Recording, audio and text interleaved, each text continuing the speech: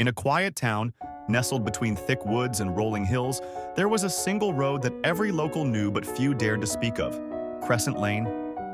The lane was lined with old Victorian-style homes, each with its own haunting charm. But there was one house that remained different from the rest: number 39. For years it had been abandoned, falling into disrepair, yet it always seemed to have fresh footprints on the dusty porch.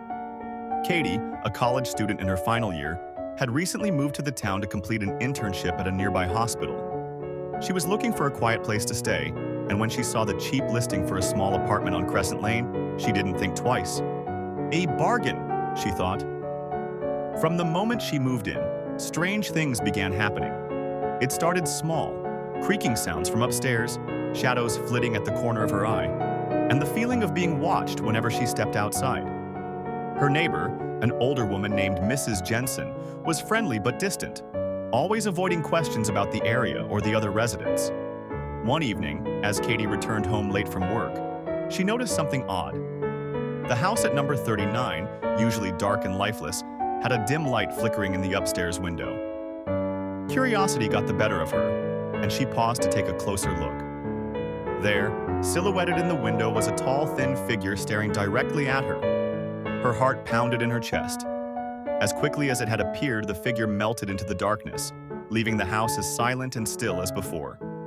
The next day, Katie mentioned the strange sight to Mrs. Jensen, who immediately paled and mumbled something about the Watcher. Sensing her discomfort, Katie pressed no further, but a growing unease settled over her. That night, the noises in her apartment intensified. Footsteps, but heavier now, as if someone was walking through her living room. The next morning, she found all the chairs in her kitchen had been rearranged, perfectly aligned with the front door. Fear began to creep in. Katie started asking around town about the history of Crescent Lane and specifically about the house at number 39. An old librarian filled her in on a decades-old mystery. According to local legend, a man named Arthur Wren had once lived at number 39 with his wife and daughter. One night, the entire family vanished without a trace. No bodies were found, but neighbors swore they could see someone, Arthur perhaps, watching from the windows long after they were gone. People began calling him the Watcher, and it was said that anyone who lived near the house would feel his presence, constantly under his unseen gaze. Katie's rational mind resisted the idea of ghosts, but as the days went by, the strange occurrences became impossible to ignore. One night, as she lay in bed, she heard the sound of soft knocking at her window. Impossible, since her bedroom was on the second floor. Gathering her courage, she pulled back the curtain. There, just outside her window, was the same figure she had seen in the window of number 39, tall, thin, and hollow-eyed. He raised his hand and tapped again, slowly and deliberately. Panicked, Katie grabbed her phone and dialed the police. They arrived quickly but found nothing.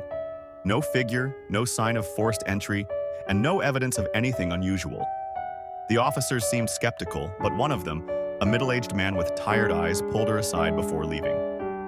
"Get out of this place," he whispered. "I've been on this beat for 15 years. No one who lives near that house stays long. The Watcher always finds a way."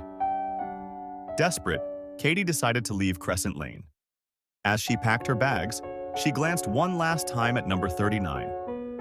The light in the upstairs window was flickering again, but this time, there were two figures standing side by side, watching her every move. That night, Katie drove away from the town, leaving Crescent Lane behind her. She never spoke of what happened, but those who moved into her apartment after her reported the same unsettling occurrences: footsteps, rearranged furniture, and the feeling of being constantly watched. And the house at number 39 remains, its windows dark, except for the occasional flicker of light and the tall, thin figure of the Watcher, silently waiting.